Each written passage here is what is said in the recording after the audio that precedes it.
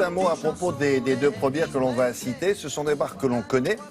Rochas, Nina Ricci. Autrefois, c'était la haute couture, ça, non? Effectivement. Donc, non, il y a plus, malheureusement, ça coûte trop cher. Il n'y a plus de haute couture. Bon, ils ont les parfums et ils ont le prêt-à-porter. Le prêt-à-porter. Et justement, c'est pas évident non plus quand vous avez un nom comme ça qui est connu dans le monde entier. Vous avez les parfums d'un côté et puis vous dites, ce serait bien que la mode, elle décolle. Donc, c'est de trouver le créateur qui va savoir relancer la marque puis donner un style. Parce qu'aujourd'hui, on ne se souvient plus du style de Rocha, à part c'était vraiment la dentelle chantilly, la dentelle noire. C'était vraiment l'ADN de la marque. Et puis Nina Ricci, c'était l'ultra-féminité, énormément de poids à l'époque. Alors donc, ils ont pris deux nouveaux créateurs artistiques. Un Italien chez Rochas, Alessandro Dell'Acqua. Et puis chez Nina Ricci, Guillaume Henry. Guillaume Henry, il a relancé Carven il y a quelques temps. Et on dit que c'est le jeune prodige de la mode. Voilà, c'est un peu comme ça qu'on... Alors, il y a une troisième marque qu'on ne connaît pas. Et puis, alors là, j'adore. Ça s'appelle Journée. C'est une marque avec un collectif de 3 jeunes créateurs. Un garçon qui s'appelle, vous allez aimer le prénom, Géry Journeau, Léa Seban et Lou Menet. Voilà, ils ont 25 ans à eux3, un triumvirat. Et ils défilaient pour la première fois. Ils étaient inscrits sur le calendrier. Donc ça, c'est vraiment un grand pas dans la cour des grands. On les découvre, allez. Regardez.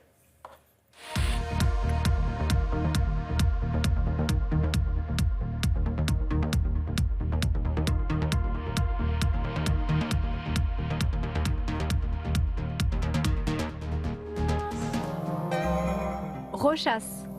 C'est difficile de lancer des nouvelles marques parce qu'il y a une offre énorme et qu'il n'y a pas de reconnaissance. Et c'est aussi compliqué de relancer une marque qui a été connue parce qu'elle a parfois un look vieillot. Alors il se trouve que dans le cas de Rochas, on n'est pas en phase de relancement. On surfe un petit peu sur une vague très favorable. On a la chance d'avoir une marque forte en parfum sur des marchés clés en Europe et une marque qui devient de plus en plus forte en mode féminine. Il y a une direction mode féminine qui est importante avec Alessandro Dell'Acqua qui a repris le design il y a 4 ans. On a un style français parisien quand même, mais un peu italien puisque Alessandro est italien, que le studio est basé à Milan. Il y a les codes dentelle et oiseaux qui sont des codes bien connus. C'est un mélange de matières très subtiles et de matières plus faciles. On a un style fluide, féminin, très élégant. Nina Ricci. Je ne sais pas si c'est vraiment difficile de prolonger une marque quand on aime vraiment à ce point le nom de cette marque. Moi, je suis très sensible au nom de Nina Ricci parce que pour moi, il m'évoque le nom d'une femme que j'imagine parisienne, que j'imagine romantique, féminine, sensuelle. Je l'imagine quand même assez indépendante, sûre d'elle. Et surtout, je mets beaucoup de mes références personnelles. Pour cette collection, évidemment, j'aime beaucoup la structure très Montaigne, très couture des vêtements. On a la chance d'avoir en interne un atelier qui est magnifique. Cette saison, c'était l'idée du western et l'idée du cirque. Par contre, j'aime pas les choses particulièrement littérales, donc c'est amener une information western sans qu'on se sente nécessairement habillé comme un cow-boy. Je suis très sensible au vrai vestiaire. Qu'est-ce qu'un manteau, qu'est-ce qu'un trench, qu'est-ce qu'une blouse, qu'est-ce qu'une jupe, qu'est-ce qu'une robe. Je sais pas véritablement créer du concept à travers un vêtement. C'est pas ce en quoi j'arrive à m'épanouir. Mais comment les réactualiser chaque saison, j'aime bien ce challenge.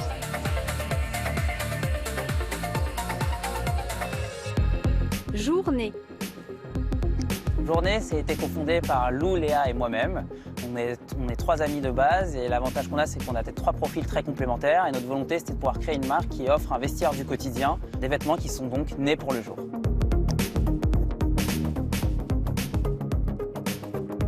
Être au calendrier, c'est aussi un rêve d'enfant qui s'est un peu exaucé pour tous les 3. Donc c'était une pression, mais une très très bonne pression. Le thème de ce défilé, c'était l'Inde. On s'est vraiment inspiré du côté british de l'Inde, du vestiaire masculin. Il y a des costumes 3 pièces qui ont été très importants pour nous. On a conçu aussi des cravates pour faire des ensembles. On essaye toujours les vêtements sur nous parce que c'est vrai que quand on met les mains dans les poches, la façon de se sentir au niveau des épaules, etc. Et c'est super important. On a vraiment envie de voir les filles dans la rue porter nos vêtements. Donc on essaie d'être accessible dans notre façon de concevoir le vêtement aussi. On est tous les 3 issus de familles nombreuses, donc toutes les valeurs de partage, de gourmandise, de femmes vivantes, c'est des choses qui nous parlent énormément.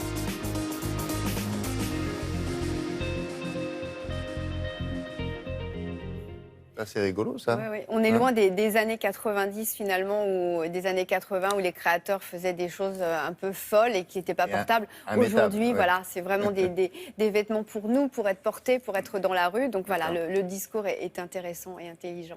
Merci Isabelle, à plus tard, on enchaîne. Simplet, l'innocent du village, doux comme un agnelet, je mène la vie d'un sage, chantant gaiement.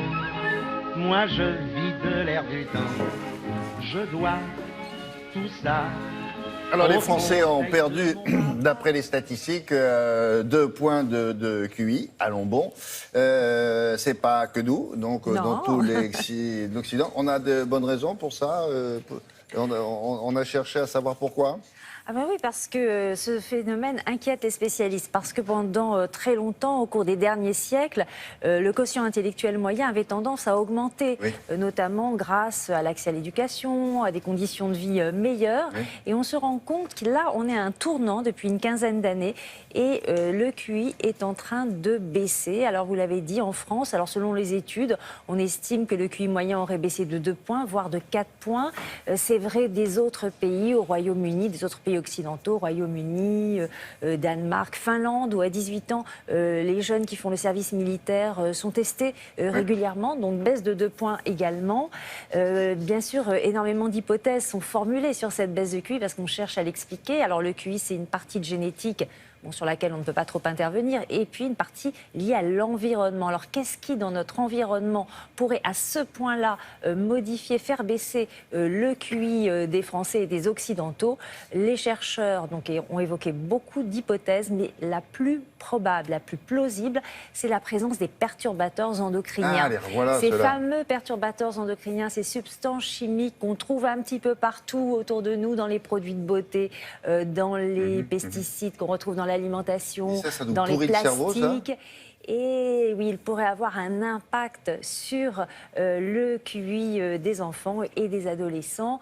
Vous savez qu'hier, une grande étude a montré que chez les femmes enceintes en France, on avait retrouvé, donc c'était avant l'interdiction du bisphénol A, donc interdit parce que c'est un perturbateur endocrinien, 74% des femmes enceintes, dans cette étude parue hier, avaient dans le cordon ombilical, au moment où elles ont été testées, cette fameuse substance.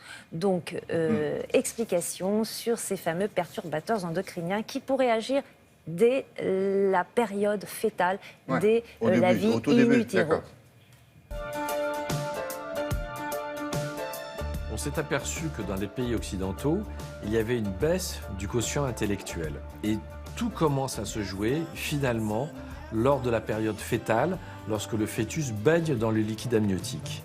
La maman, quand elle est enceinte, est malheureusement souvent exposée à un certain nombre de perturbateurs endocriniens qui peuvent venir de crèmes cosmétiques ou aussi de certains types de pesticides, donc de l'alimentation. En fait, les perturbateurs endocriniens auxquels la mère a été exposée passent dans le sang et vont se retrouver pour partie dans le liquide amniotique et vont interagir avec la thyroïde du fœtus et limiter le développement cérébral, puisque les hormones thyroïdiennes permettent la maturation des jonctions entre les différents neurones. Et à partir du moment où on n'a pas une optimisation de la fonctionnalité de ces hormones thyroïdiennes, on a des QI qui baissent. Et puis aussi, on incrimine les perturbateurs endocriniens dans les troubles du comportement que peuvent avoir les enfants qui sont hyperactifs et qui ont du mal à se concentrer. Dans les premières années de la vie, le QI des enfants peut être aussi menacé par les perturbateurs endocriniens.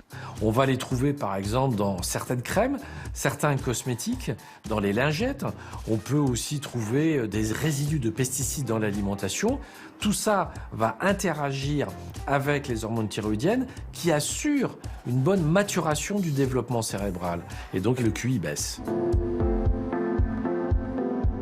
À l'adolescence, le QI peut être aussi menacé par les perturbateurs endocriniens, mais en plus, il y a d'autres facteurs qui interviennent, comme par exemple le cannabis. Et on a des études qui nous montrent que des consommations très régulières de cannabis peuvent entraîner jusqu'à une perte de 8 points du QI. Et malheureusement, la consommation excessive d'alcool abîme les neurones, les détruit, et du coup, le QI peut baisser aussi. L'ensemble mis bout à bout peut entraîner des baisses du QI jusqu'à 10 points, ce qui est tout à fait énorme.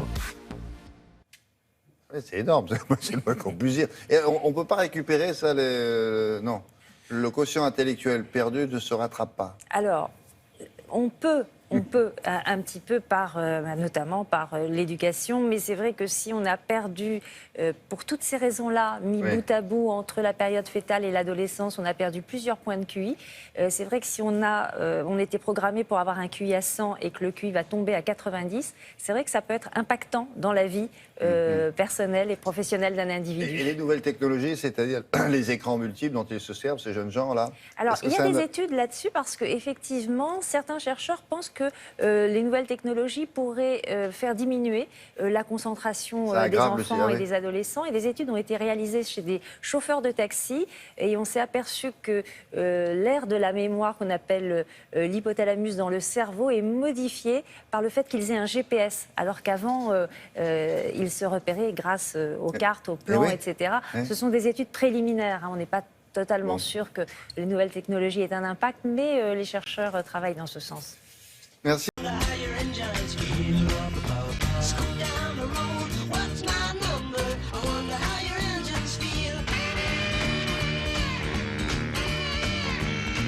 Alors, c'est un véhicule qui a 5, 7 places. 5 ou 7 places. Donc, c'est vraiment un grand... C'est une camionnette, votre truc, là? Un petit peu. C'est très grand. C'est effectivement très grand. C'est une voiture familiale. C'est un SUV. Donc, on le rappelle, un SUV, c'est un mélange de véhicules familial et de véhicules 4x4 ou aux allures de 4x4. Oui. Alors là, ce n'est pas un véhicule comme on avait pu le voir pour le 5008, un monospace transformé en SUV. C'est un tout nouveau modèle, le Skoda Kodiaq. Il n'y avait pas de véhicule 7 places pour cette marque. Le SUV, on a l'impression que si on ne sort pas de SUV, on est complètement à côté de la plaque. Un quart des véhicules vendus sont des SUV en France à l'heure actuelle. Ah bon? Ah oui, il n'y a que ça. On a l'impression qu'il n'y a que ça, qu'on achète que ça. Les marques françaises font des SUV aussi? Les marques françaises font des SUV. Chez Renault, on a le Kadjar qui se vend très bien. Ouais. On a 3008, on a 2008, on a désormais 5008. On a énormément de véhicules SUV. Donc, on le disait, ce véhicule est disponible en 5 ou 7 places et en 2 ou 4 roues motrices. Et nous sommes allés l'essayer en Suisse.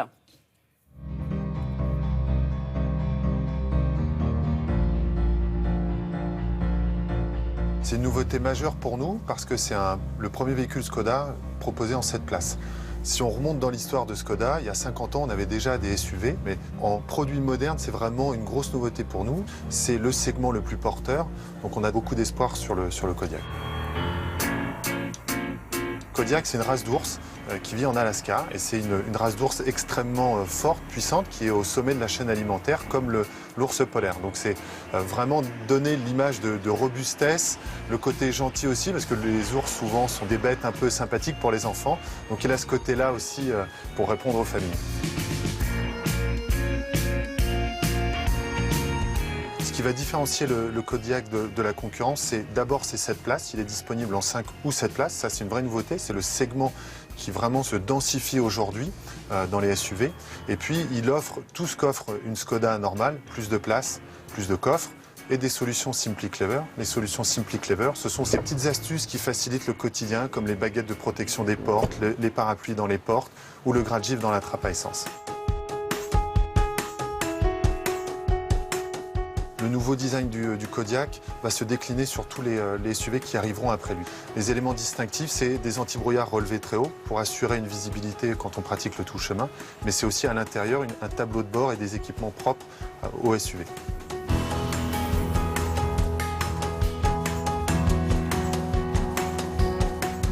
Le Kodiaq a de réelles capacités tout-terrain. Il peut sortir des chemins classiques pour aller dans la nature, aller gravir des pentes assez élevées, les descendre aussi, c'est important. Et c'est pas juste un 4 roues motrices d'apparat. La transmission 4 roues motrices n'est pas active tout le temps. Elle se déclenche seulement quand il y a une perte d'adhérence. Au quotidien, on s'en rend pas compte. Le système aide le conducteur.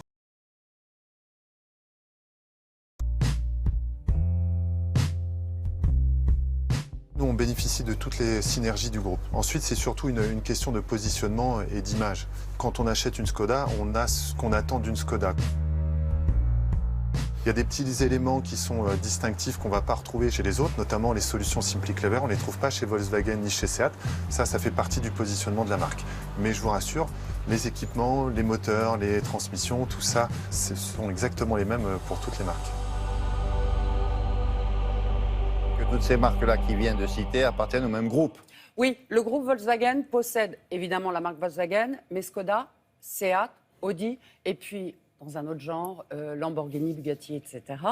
Et c'est vrai que l'effet de groupe permet de réduire les coûts, permet de bénéficier de toute technologie. C'est ce qui va se passer avec PSA et Opel. L'idée, c'est de produire en nombre et de pouvoir réduire les coûts. Donc quand une technologie arrive, eh bien, tout le groupe en bénéficie. Alors ce qui se passe souvent, c'est que la nouvelle technologie est d'abord mise sur les Audi et elle arrive après chez Skoda. Skoda n'a pas forcément les dernières technologies.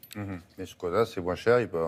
Voilà, de toute façon, on y gagne quelque part un jour. On y gagne quelque part. Alors l'image de la marque Skoda n'est pas la même que l'image de la marque Volkswagen. Mais l'un dans l'autre, on a un beau véhicule bien fini, à un prix compétitif par rapport à la concurrence, évidemment. Ça ne coûte pas le prix d'une Bugatti. Mais c'est le même boss qui dirige le groupe. C'est pas le même usage non plus. Pas le même usage. Merci. Avant cela, direction avec Valérie Le Rouge, notre correspondant au Benelux. Direction Bruxelles pour ce qu'on va parler maintenant. Il s'agit des élections. Alors l'Europe aura les yeux rivés demain sur les Pays-Bas. Pourquoi? Une fois de plus, vous me direz. Oui, parce que les Néerlandais demain vont voter pour les élections législatives. Et le parti qui est donné gagnant, vous connaissez peut-être, on va voir ça dans un instant, par les sondages, est ouvertement xénophobe et europhobe. Rien que ça. Valérie, notre correspondant au Benelux, a suivi la campagne. Et le moins qu'on puisse dire, c'est que le leader de ce parti-là est un homme politique atypique et vous allez voir, assez déroutant. Oui, mais pourquoi? Valérie, bonjour. Bonjour William, bonjour à tous. Effectivement, qu'on parte Geert Wilders, c'est son nom, souvent à Marine Le Pen pour ses positions europhobes et sa préférence nationale. On le compare à Donald Trump pour ses phrases choc contre les migrants et sa frénésie pour Twitter. Alors il y a de cela, c'est vrai, mais la comparaison s'arrête à peu près là. Geert Wilders est un ovni politique. D'abord, c'est le seul et unique membre de son parti, le PVV, le Parti pour la Liberté. Il ne veut pas d'adhérents pour ne pas avoir de compte à rendre. Il n'a tenu aucun meeting durant la campagne. Il refuse quasiment toutes les interviews et refuse également les débats. Il n'y en a eu qu'un seul, 3/4 d'heure hier, face à son principal rival, le Premier ministre Mark Rutte. Alors, s'il tweet, il poste sur les réseaux sociaux et il s'appuie surtout sur ses fans pour faire la campagne. Nous en avons suivi quelques-uns avec Hervé Verloès. Reportage. Au milieu de la bousculade, Geert Wilders est facilement reconnaissable avec ses cheveux peroxydés. La campagne du député anti-islam se limite à ces quelques bains de foule. Jamais de meeting, aucun débat. Il mise sur les réseaux sociaux et sur ses fans. Ma photo est réussie. Elle est réussie, c'est super. Donny Bonsink ne rate aucun de ses déplacements et poste tous ses selfies avec Wilders sur les réseaux sociaux. Ce cuisinier de 24 ans vote pour lui à chaque élection, fasciné par le personnage. Je le compare un peu à Donald Trump. Il se fout de tout le monde, il suit son propre chemin, il a sa propre vision des choses. Il n'écoute personne, mais il fait vraiment ce qu'il veut. Pourtant, le programme politique de Wilders est pour le moins succinct. Il tient sur ce prospectus, interdiction du Coran, fermeture des mosquées, sortie de l'Union européenne et hausse des pensions de retraite. Les gens des pays de l'Est viennent prendre le boulot. On ne veut plus d'immigrés, plus d'islam ici. La culture, l'identité hollandaise est en péril. On veut qu'elle reste et qu'elle soit protégée. À Volendam, à 30 km d'Amsterdam, pas ou peu d'immigrés. Mais curieusement, dans ce port de pêche, Wilders arrive en tête des élections et compte de fervents supporters. Comme Gerrit Schilder, l'un des derniers marins-pêcheurs de la ville. Avant, dans les années 50, il y avait 200 bateaux ici. Maintenant, je suis l'un des 5 derniers à pêcher toute l'année. Les réglementations nous ont démolis. Il s'est converti au parti de Geert Wilders, d'abord par rejet de l'Union européenne. On subit des restrictions, moins 85% comparé à ce qu'on pêchait il y a encore 3 ans. Ça nous mène nulle part. Les Pays-Bas sont devenus un pion de Bruxelles, on n'existe plus. Le pêcheur votera Geert Wilders demain sans sourciller, comme probablement un électeur néerlandais sur 6. Valérie, s'il arrive en tête, est-ce que ça signifie que Wilders va diriger le pays? Non, c'est même absolument sûr qu'il ne sera pas Premier ministre, et pour une raison simple, c'est que le paysage politique est tellement éclaté aux Pays-Bas. Il y a 29 partis en lice pour ces élections. Ça va du parti libéral classique au parti pour les animaux, le parti des pirates, le parti des seniors. Il faut forcément une coalition pour diriger ce pays, et aucun des adversaires de Wilders n'entend diriger avec lui. Il sera donc, même s'il arrive premier en tête, eh bien, il sera forcément limité à un rôle d'agitateur, on va dire, dans le Parlement. C'est pas sûr que ça lui déplaise d'ailleurs. On n'est pas sûr que Geert Wilders ait envie forcément de gouverner et qu'il en ait les moyens. C'est ça, c'est la question que j'allais vous poser. Est-ce qu'il a envie de gouverner? Est-ce qu'il partagerait le pouvoir? Apparemment pas. Non, et puis on ne sait pas bien avec qui il dirigerait, car il est vraiment extrêmement seul. Il y a un petit côté autocrate dans son parti. Il a une bras droit en l'occurrence. Et puis c'est tout. Personne d'autre n'a le droit de parler. Les quelques conseillers municipaux qu'il y a dans le pays n'ont jamais le droit de parler sans l'autorisation de M. Wilders. Plusieurs ont d'ailleurs fui le parti à cause de ça. Merci beaucoup Valérie. À demain probablement.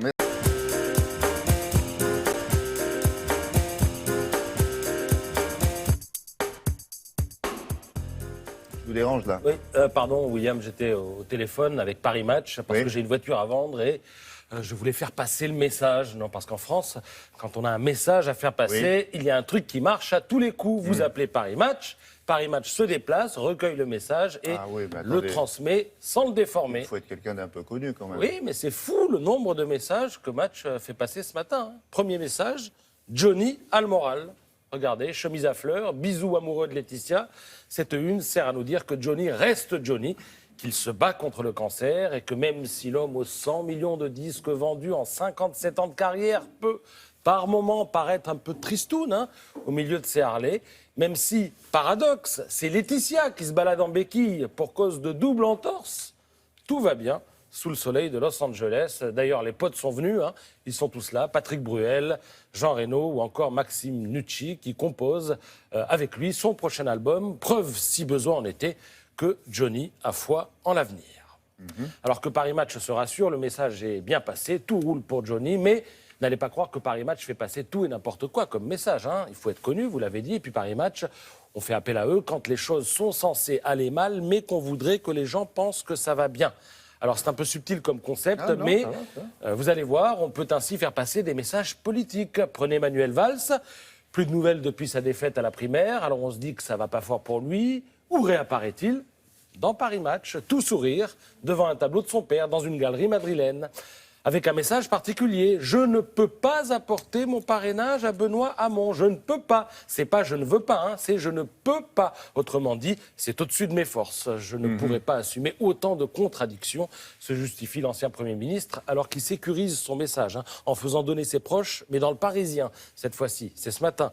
S'il ne parraine pas Hamon, c'est parce qu'il juge sa campagne irréaliste et catastrophique, et c'est surtout parce qu'il s'apprêterait à soutenir Macron, car pour Manuel Valls, ou plutôt pour les proches qui parlent pour lui, eh bien Macron est le plus à même de battre Marine Le Pen au second tour. Valls est persuadé que Fillon, qui est empêtré dans les affaires, se ferait battre à plat de couture si d'aventure il accédait à la finale présidentielle. Mais revenons à Paris Match. C'est un magazine capable de faire passer des messages intimes, des messages politiques, mais aussi des messages géopolitiques. Pour preuve, cette photo aérienne de Téhéran, capitale de l'Iran, un pays où les mollahs font certes toujours la loi, mais où la réalité n'est peut-être pas tout à fait celle que vous croyez. Alors vous en doutez?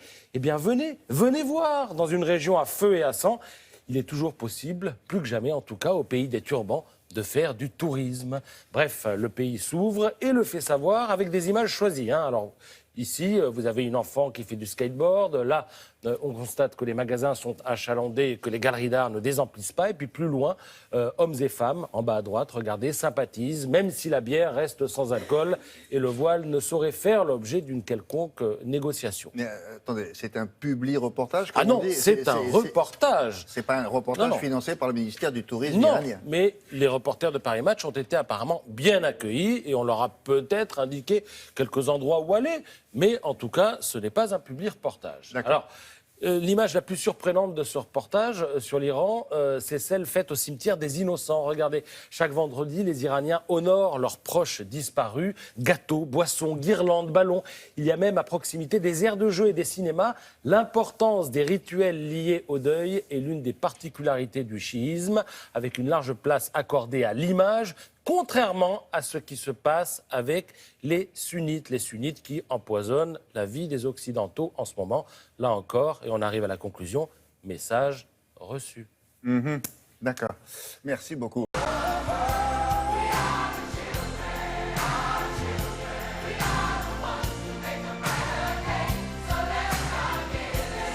que ce monde aille mieux, pour que ce monde soit un peu plus paisible, il est probable qu'il faut passer par là, l'accès à l'éducation. Et qui s'occupe de ça? Ce sont des jeunes gens? Ce sont des jeunes gens, ce sont de jeunes étudiants.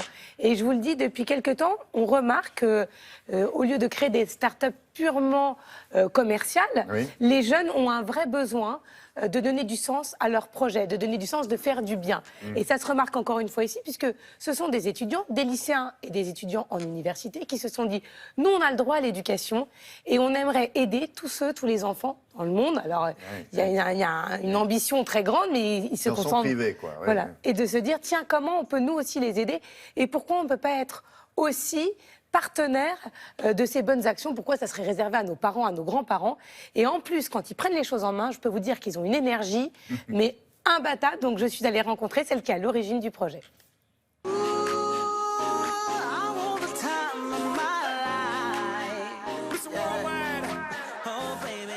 Run the World est une association humanitaire étudiante dont les bénévoles ont entre 16 et 25 ans qui a deux objectifs. Le premier étant de pouvoir permettre à tous les enfants sur la planète d'avoir accès à l'éducation. Et le deuxième étant de pouvoir créer une chaîne de solidarité en France entre tous les jeunes, toute la nouvelle génération, pour qu'ils puissent se familiariser à la solidarité internationale. On a plusieurs façons de collecter les dons. On a confectionné des tirelires qu'on a mis dans les magasins parisiens. On a aussi créé des t-shirts, fabriqué des t-shirts que nous avons vendus aux particuliers. Et nous avons eu des partenariats avec certaines entreprises qui nous reversent une certaine somme sur les produits qu'ils vendent. Et nous avons différents événements lors desquels nous vendons des gaufres, ou alors le World Pitch Day qui arrive le 15 mars et qui sera une conférence suivie d'un débat. Donc ça nous permet de nous faire connaître aussi. Nous avons agi dans un premier temps pour tous les enfants d'une école dans la région de Hugo en République dominicaine. En juillet 2016, on a pu apporter 25 sacs à dos remplis avec des cahiers, des crayons de couleur, des crayons papier, des stylos. Et là, nous commençons à nous intéresser au Togo ou encore pour cette année aux enfants d'immigrants qui sont en France dû à l'actualité et à tout ce qui se passe en ce moment. On a considéré que c'était assez intéressant et important de se consacrer à cette cause. On a des bénévoles qui sont très motivés et du coup ça marche assez bien et petit à petit il y a de plus en plus de personnes qui entendent parler de nous. On commence à se faire un nom, ça fait 1 an et demi qu'on existe, donc voilà, les gens commencent à arriver petit à petit. Et ils y arrivent là ou ils ont besoin d'un coup de main encore? Non, mais alors, ils y arrivent, ils sont au début, donc ils ont évidemment besoin de nous et de toutes les entreprises qui nous regardent. Et franchement, quand elles arrivent pour financer leur projet, on ne peut pas leur dire non. Non, on ne peut pas dire non, elle est une aussi charmante jeune fille, Voilà. avec des camarades aussi rigolos. Bon, très bien. Ça s'appelle Run the World, donc n'hésitez pas, même si vous êtes particulier, évidemment, vous pouvez donner et les soutenir. Vous êtes les bienvenus pour participer à l'accès à l'éducation dans le monde entier. Merci beaucoup. Tout à l'heure, pour l'instant, ce sont les 4 vérités. Ce matin, c'est Gervais Timbert qui reçoit Pierre Gattaz. Pierre Gattaz, le président du MEDEF, et avec lui, nous allons parler de la campagne présidentielle notamment.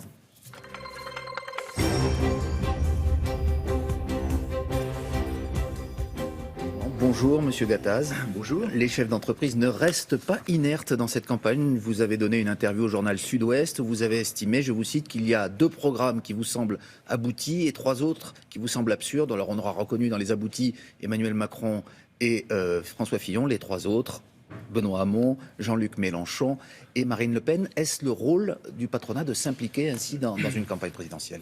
Je crois qu'il faut absolument expliquer aux Français qu'il faut ressortir que la France a des atouts extraordinaires, qu'on peut être un grand pays, qu'on peut retrouver de la croissance. Et donc, faut leur dire quel est le bon choix selon vous dans ce cadre. Non, c'est le bon choix, c'est juste le choix des programmes économiques. Celui de Fillon nous paraît pragmatique.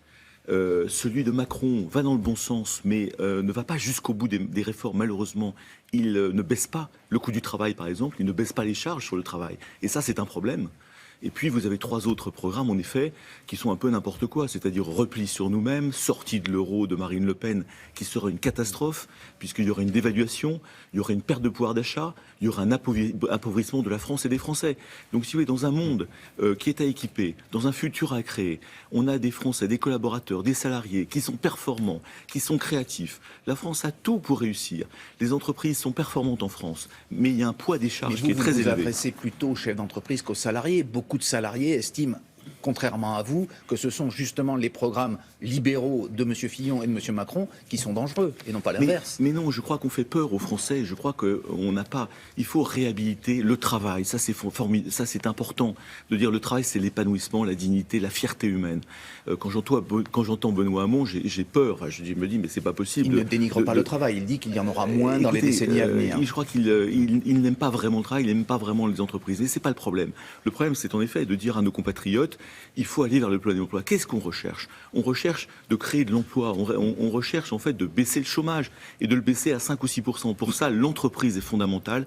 Les pays qui ont réussi dans le monde entier, qu'ils soient de gauche, de droite, ont mis à l'honneur les entreprises. Gattaz, la réduction du nombre de fonctionnaires, la baisse des charges, la suppression de l'ISF. Vous savez que certains disent que le programme de François Fillon, puisque c'est de celui-là dont je parle, semble calqué sur votre propre programme, Le Monde change, changeons la France, que vous avez édité dans ce fascicule que je montre à l'antenne. Ça ne vous gêne pas qu'il y ait cette espèce de connivence annoncé, enfin dénoncé par certains, entre le programme du candidat de la droite et vos propositions? C'est du pragmatisme. C'est comme ça que les Singapouriens, les Asiatiques, les Chinois, les Coréens du Sud, les Canadiens ont réussi.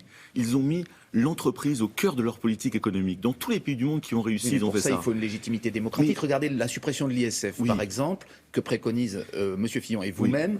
Elle est encore contestée par 2 tiers des Français, si l'on en prend un sondage publié ce matin dans Les Échos. Mais l'ISF, si vous voulez, c'est un impôt qui frappe le patrimoine et qui empêche les investisseurs français et internationaux d'investir dans l'économie française. Est-ce qu'on veut recréer de l'emploi? Est-ce qu'on veut retrouver de la croissance? Pour ça, il faut que les entreprises aient du financement. Pourquoi l'opinion n'est pas convaincue? Mais écoutez, il faut réexpliquer que l'ISF, c'est un poison, comme les 35 heures, c'est un poison qui frappe depuis 15 ans la France. Il faut avoir le courage, dans cette campagne, d'expliquer quels sont les poisons. Moi, j'adorerais, si vous voulez, qu'il y ait un rêve. Il faut retrouver un rêve pour la France. Ce rêve pour la France, c'est faire revenir les entrepreneurs, les start-upers du monde entier, les investisseurs, qu'ils trouvent que la France est un pays attractif. Pour ça, il faut enlever les impôts stupides. L'ISF est un impôt qui a détruit. J'ai une société qui s'appelle Radial, une société familiale. Tous mes concurrents français depuis 20 ans se sont vendus. Symbolique à laquelle sont attachés beaucoup de Français, vous en êtes conscient. Oui, mais attends, il y a un symbole qui détruit de l'emploi, qui détruit de l'entreprise, qui détruit de l'industrie. C'est un mauvais symbole. Il faut expliquer aux Français que c'est un impôt destructeur d'emplois. Et tous les pays au monde qui l'ont enlevé, qui ont fait une politique pro-entreprise, l'ont enlevé et ont recréé de l'emploi. Monsieur Gattaz, vous critiquez, parmi les programmes que vous critiquez, il y a celui de Marine Le Pen, dont vous critiquez notamment la proposition de sortir de l'euro. Est-ce que c'est encore un épouvantail, la sortie de l'euro, quand on voit par exemple que l'économie britannique ne s'est pas effondrée après le Brexit, qui va être enclenché cette semaine? Est-ce que vous ne faites pas fausse route sur ce terrain-là? D'abord, ils ne sont pas dans l'euro, les Britanniques. Certes, mais ils étaient dans l'Europe. Ils étaient dans l'Europe. Mais sortir de l'euro pour la France, c'est d'évaluer immédiatement le nouveau franc qui sera mis en place, de l'ordre de 20%. Ça veut dire, en fait, vous baissez le pouvoir d'achat des Français. On appauvrira les Français. C'est ça qui est terrible. Vous aurez une inflation. C'est un scénario argentin, comme l'Argentine il y a 15 ans. L'Argentine ne s'en est toujours pas remise. Donc je dirais, avant de brandir des épouvantails de ce type-là, qui seraient des recettes magiques, non. L'euro L'épouvantail, c'est plutôt les détracteurs de ce programme qui le brandissent. Ce qui est important, c'est de rester fondamentalement dans l'euro. Il faut construire l'Europe. Pour ça, il faut que la France se redéveloppe économiquement. En tout cas, vous représentez le MEDEF, c'est-à-dire un certain patronat, bien entendu, mais vous savez qu'il y a aussi de nombreux patrons de PME et de TPE, de très petites entreprises, qui sont séduits par le programme de Marine Le Pen. Elle a reçu un bon accueil lorsqu'elle est venue les voir il y a quelques jours. Et il y a notamment une mesure qui plaît aux petits, entre guillemets, chefs d'entreprise, c'est d'accorder une préférence nationale pour les marchés publics. Est-ce que ce ne serait pas une mesure de bon sens? Il peut y avoir des mesures ponctuelles de préférence nationale et territoriale. Des petits patrons sont séduits par Madame Le Pen. Des petits patrons que je vois très souvent, puisque j'en ai beaucoup au sein du MEDEF, des commerçants, des artisans, des petits patrons. Qu'est-ce qu'ils me disent toute la journée? On a des problèmes de marge, c'est-à-dire en fait on a une fiscalité trop forte. On a peur d'embaucher, on a un problème de complexité, de bureaucratie qui est énorme en France.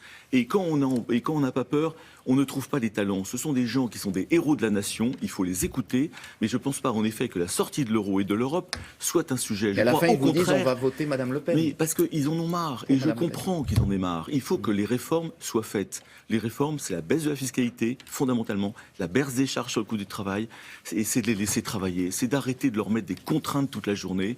Les entrepreneurs ont besoin de liberté, et un gouvernement qui réussira sera celui qui aura la confiance des entreprises et des entrepreneurs. Des baisses de charges, des réformes, il y en a eu pendant ce quinquennat qui va s'achever dans 2 mois, et pourtant il n'y a pas eu les créations d'emplois massives que souhaitait François Hollande. Certains disent que le patronat n'a pas toujours joué le jeu, le deal, pour employer ce mot franglais, que proposait François Hollande. Mais si, l'économie française, les entreprises ont créé 200 000 emplois l'année dernière, 200 000 emplois en 2016. Qui disait 1 million d'emplois il y a quelques années. 1 million d'emplois à 5 ans, c'est possible si on prend les bonnes mesures. C'est toujours la même chose. François Hollande ne les a pas prises pendant ce quinquennat. Pas complètement, bien sûr que non. Vous avez le pacte de responsabilité qui a permis d'effacer une montagne de charges que nous avons eues sur la figure de 40 milliards, mais qui a permis en effet de baisser le coût du travail, et qui a permis en effet, dans un moment où le 2016, il n'y avait pas de croissance et pas de confiance, de créer quand même 200 000 emplois. Vous lui rendez quand même un petit peu hommage.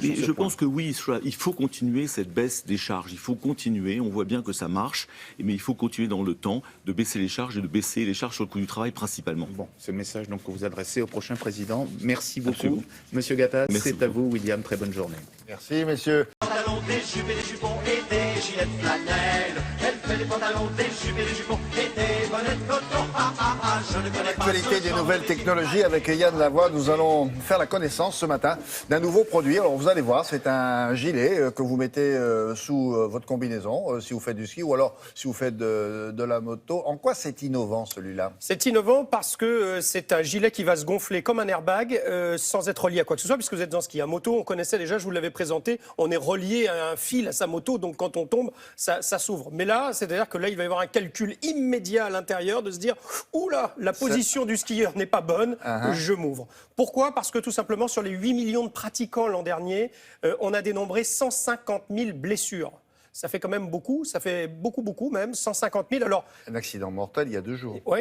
Donc, ce qui veut dire que, bon, bien sûr, on n'a pas fréquemment des blessures à la colonne vertébrale ou au thorax, mais il y a quelques années, on riait un peu quand on disait faut porter un casque à ski. Aujourd'hui, tout le monde en porte. Peut-être que demain, parce que là, l'idée, c'est que ça arrive dans le grand public dans quelques années, on portera un gilet airbag sur soi. Les skieurs de haute compétition en portent déjà, les motards en portent déjà, et la protection est 4 fois supérieure à notre corps, voilà, parce que ça va s'ouvrir, et ensuite ça va rester ouvert 5 à 10 secondes, et ça va se dégonfler. C'est pas encombrant, puisque ça fait 800 grammes. Les sportifs de haut niveau portent ça, ça doit leur permettre les mouvements. Ah oui, aucun problème. Et ça pèse 800 grammes. L'avantage aussi, c'est que ça vous protège dans une situation très dangereuse, très délicate. Regardez le reportage.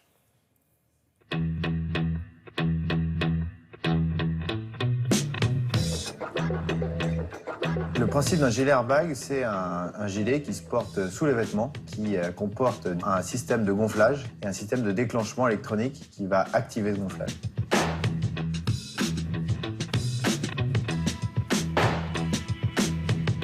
Dans le ski, on protège le thorax, les cervicales, la colonne vertébrale, le bas de la colonne vertébrale et on va jusque sur les hanches.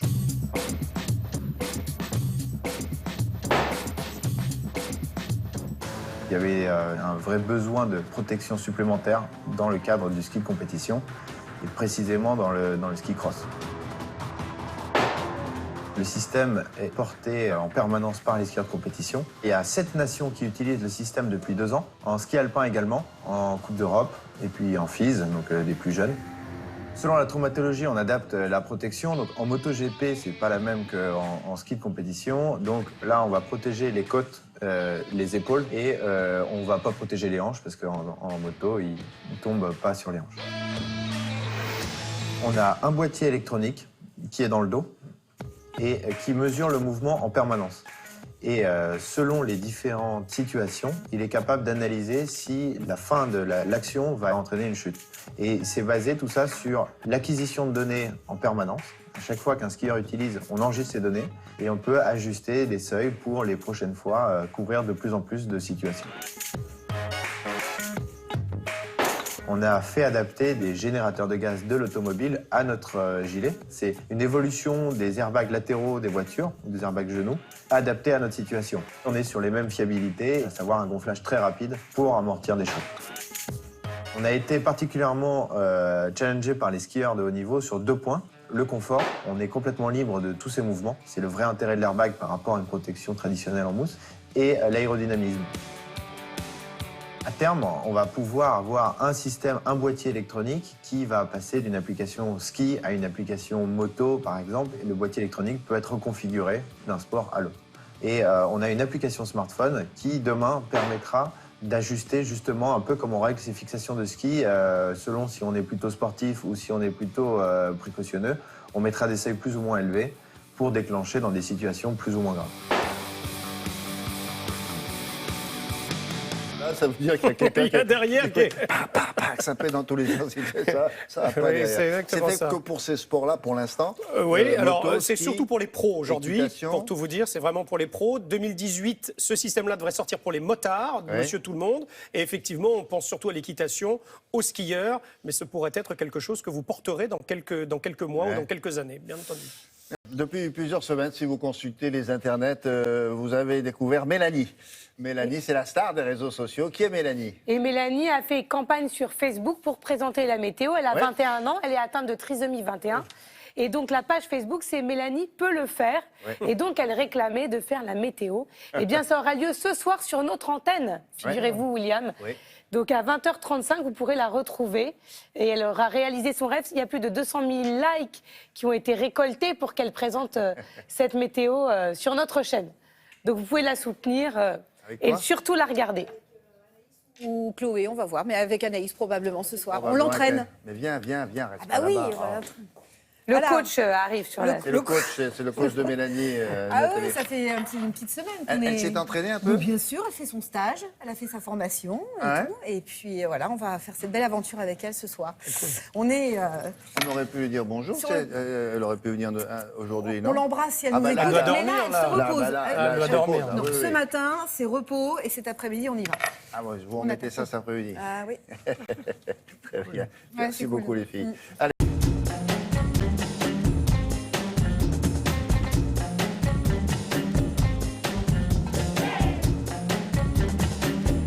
Sur votre écran. Donc on commence l'actualité littéraire avec Olivia de Lamberterie. Et c'est pas pénalisant parce qu'en général c'est elle qui termine ce bloc-notes, elle a jamais le temps. Alors là, je le commence, donc elle va pouvoir prendre le temps des autres. De tout le monde. Merci, c'est agréable. Pas du tout.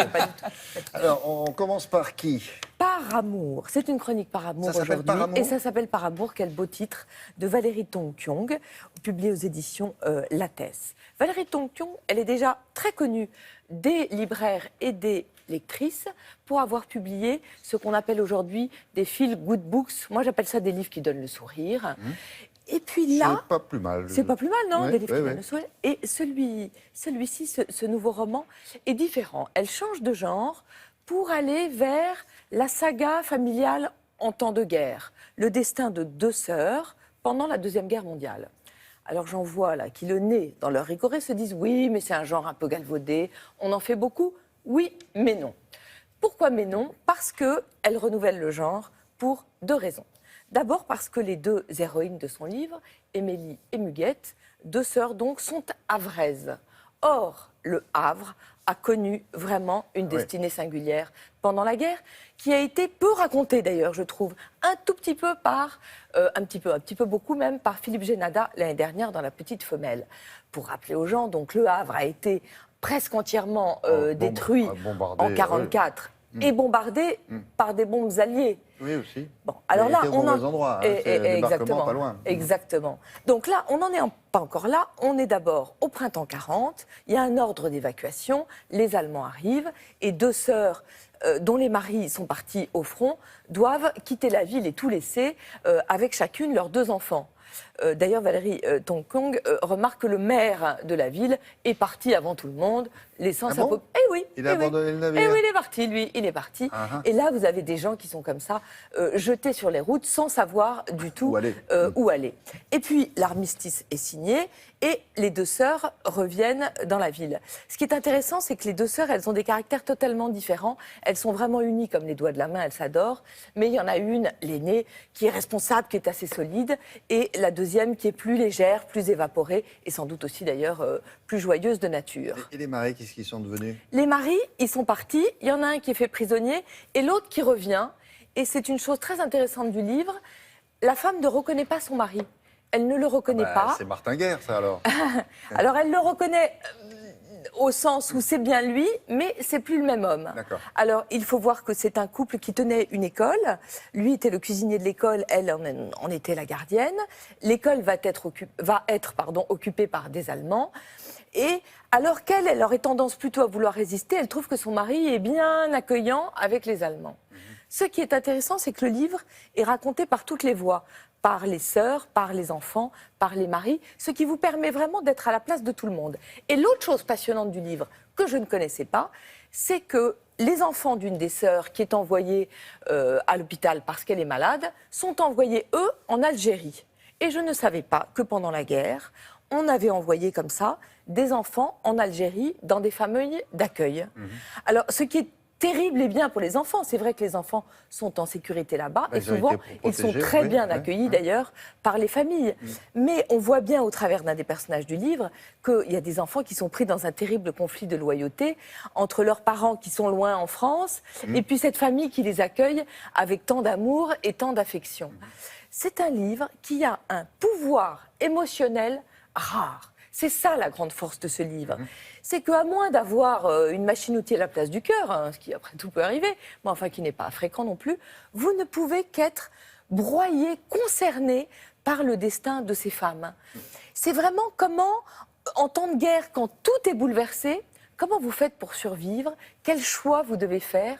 C'est un livre, je trouve, d'une grande émotion, mais aussi d'une grande finesse psychologique. Vraiment, j'y tiens, parce que ce livre m'a tenue. Pendant longtemps, vous vous mettez à la place de ces femmes et de ces hommes. Je trouve que c'est une très grande réussite. Ça s'appelle Par amour, et c'est chez Lattès. Par amour également, les 3 enfants de Régine Deforges, Camille Deforges-Pauvert, Franck Spengler et Léa Wiazemski, avec la ville de Limoges, ont créé le prix Régine Deforges pour continuer à faire vivre la mémoire de leur mère. Hier, il a été décerné pour la 2e fois à une jeune femme. C'est toujours décerné à un premier roman qui s'appelle Elisa Chouat du Sapin. Ça s'appelle Hiver à Sochaux et c'est publié chez Zoé, une maison d'édition suisse formidable. Ce prix sera décerné d'ailleurs dans une manifestation qui s'appelle Lire à Limoges, un endroit qui était cher à Régine Deforges. La manifestation aura lieu le 1er avril et Nancy Houston, chère à mon cœur également, en sera l'invitée d'honneur. Et je finirai en disant que Léa Wiazemski, la dernière fille de Wiazemski et de Régine Deforges, vient de publier un très joli livre qui s'appelle Le bruit du silence chez Michel Lafon. Preuve que... C'est la fille de Régine Deforges ? C'est la fille de Régine et de Viaz. Elle est ravissante, j'avais eu la chance de l'interviewer il y a quelques années. Elle est fine et c'est l'histoire des très difficiles relations d'un père avec sa fille. Fine et intelligente, comme ses parents ? Exactement. Le talent se transmet en héritage. Merci beaucoup. Population qu'on a tendance à totalement oublier.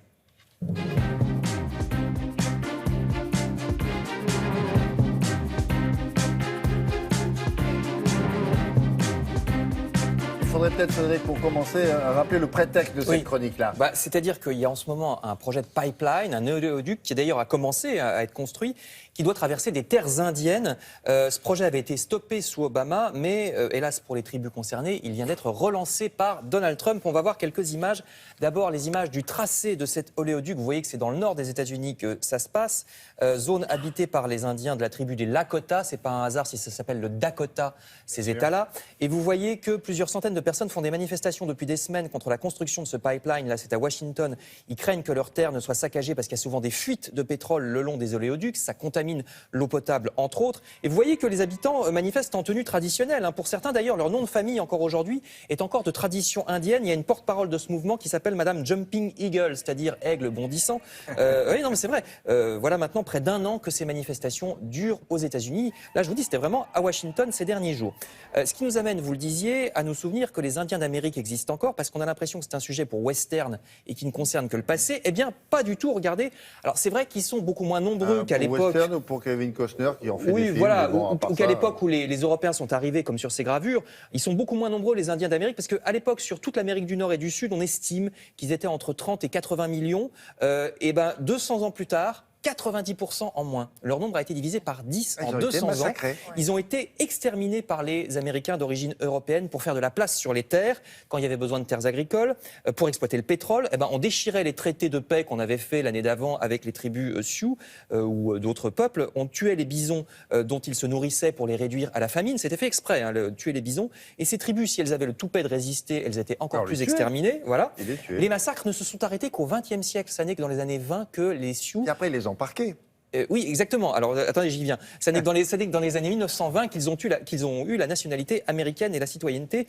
Aujourd'hui, alors ça a un peu remonté la population, c'est 2,5 millions, c'est-à-dire 1% en gros de la population des États-Unis. En Amérique du Sud, il y en a un petit peu plus, notamment au Pérou, en Bolivie. Pour ce qui est des États-Unis plus précisément, alors la carte qu'on va voir, c'est justement, vous parliez des réserves, c'est les populations actuelles d'Indiens aux États-Unis, le plus souvent des réserves, alors au moins ce sont des terres qui leur appartiennent. Vous voyez qu'il n'y en a plus guère que dans le nord-ouest des États-Unis, comme par hasard, c'est là que les conditions de vie sont les plus difficiles. Alors c'est tout en vert, toutes ces petites taches vertes qu'on voit, celle au milieu en bleu là. C'est parce qu'il y a différents statuts, mais c'est aussi une réserve. Et là, c'était ce qu'il y avait avant, ils occupaient vraiment tout l'espace, vous voyez la carte avec toutes les langues différentes, les Sioux, les Iroquois, les Cheyennes. Et les tribus, ah oui d'accord. Oui, les tribus, dont on ne sait pas grand-chose parce qu'ils étaient très écologistes, ils construisaient rien en dur, ils écrivaient pas, donc c'est de tradition orale, donc on ne sait pas grand-chose d'eux, hélas. Et pour revenir à ces manifestations, là vous voyez l'oléoduc en construction, ça prend une résonance particulière dans la mesure où c'est Donald Trump qui a relancé les travaux, parce que vous savez que Donald Trump est anti-immigrant, anti-immigration, et les Indiens d'Amérique disent « mais vous êtes gonflés, vous êtes un immigrant ». Pour nous, vous êtes d'origine européenne, on était là avant, et vous saccagez nos terres. Inutile de vous dire que Donald Trump ne l'entend pas tout à fait de cette oreille. Je termine en vous disant qu'en plus, le taux de pauvreté des Indiens d'Amérique est le double de la moyenne américaine. Ce sont des populations qui sont plutôt pauvres et qui vivent dans des zones qui sont plutôt difficiles. C'est bien d'avoir fait ce rappel-là. Merci beaucoup. Toi qui m'as donné du feu quand les croquantes et les croquants, tous les gens bien intentionnés m'avaient fermé la porte au nez. On apprenait cette chanson à l'école. Ah oui, je me rappelle. Attention, ça connote un peu quand on chante du Brassens. Matt Pokora, c'est jeune, c'est moderne, mais alors Brassens... Ça connote le bon goût. On apprenait ça à l'école, cette chanson. Oui, c'est vrai, ça apprenait à parler français aussi. Ouais. Vous vous souvenez de ça? Et aussi la solidarité, peut-être. Voilà. Alors, une exposition photographique, précisément à propos de ça, inédite à Paris, elle est initiée par qui, d'abord? Par Médecins du Monde, par l'association Médecins du Monde, qui célèbre, on va dire, parce que quand on parle d'anniversaire, on a l'impression que c'est un truc joyeux. Non, là, c'est un triste anniversaire. C'est les 30 ans, ça fait 30 ans qu'ils ont ouvert leur premier centre Médecins du Monde aux portes de Paris pour aider les exclus, ceux qui vivent dans la précarité. On pensait que ça allait s'améliorer, peut-être ça allait en diminuant, pas du tout, c'est le contraire. Donc la précarité est absolument partout. Ils attendent, évidemment, c'est à quelques mois des élections, donc Médecins du Monde a voulu frapper fort pour deux raisons. D'abord, ça fait 30 ans depuis ce premier centre, et ensuite, on est à quelques mois des élections, donc ils voulaient attirer l'attention sur la situation actuelle, ce qu'on peut faire. Alors, ils ont fait évidemment appel à peu près 5-6 photographes, un réalisateur, pour aller à la rencontre de ceux qu'on n'entend jamais et qu'on ne regarde pas. Et ça, c'est terrible parce que, évidemment, on sait quelque part dans notre tête que ça existe, mais on tourne la tête, on change de trottoir. Voilà, on a voulu donner la parole à ces gens-là, à les écouter, à voir comment ils vivaient et comment ils essayaient, eux, de maintenir ce fil qui est de plus en plus fragile, qui les relie à la société. Regardez.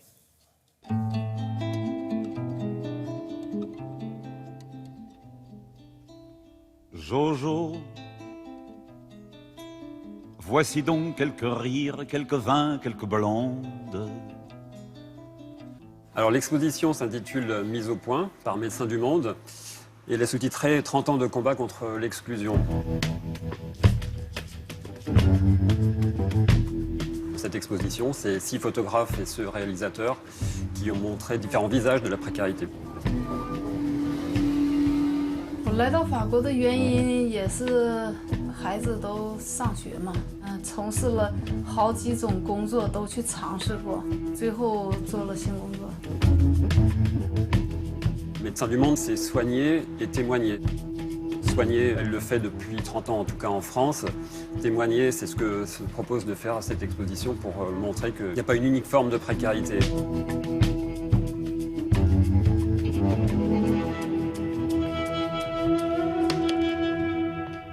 Moi, personnellement, j'ai été arrêté par un groupe de personnes qui m'ont donné des coups. Voilà pour cette cicatrice que vous voyez là.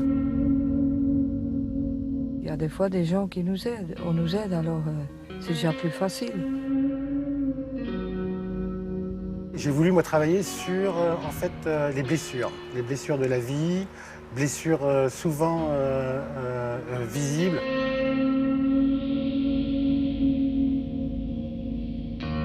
Mon père me battait. Il y avait toujours des disputes entre mes parents. Et chaque fois, je me mettais entre eux et c'est moi qui ramassais les coups. Je me suis rendu compte que des fois, les blessures étaient enfouies depuis parfois 40 ou 50 ans et que la seule fait de leur poser la question et de les écouter permettait de faire revenir à la surface quelque chose qui était enfoui depuis très longtemps et qui peut-être aussi pouvait des fois expliquer un peu leur chute.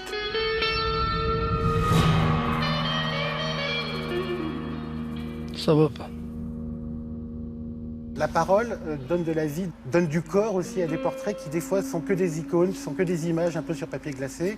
Et j'avais besoin pour ce travail-là, pour Médecins du Monde, de vraiment écouter ces gens et d'avoir aussi un autre point de vue par rapport à ce qui leur arrive et d'éclairer aussi un tout petit peu le portrait.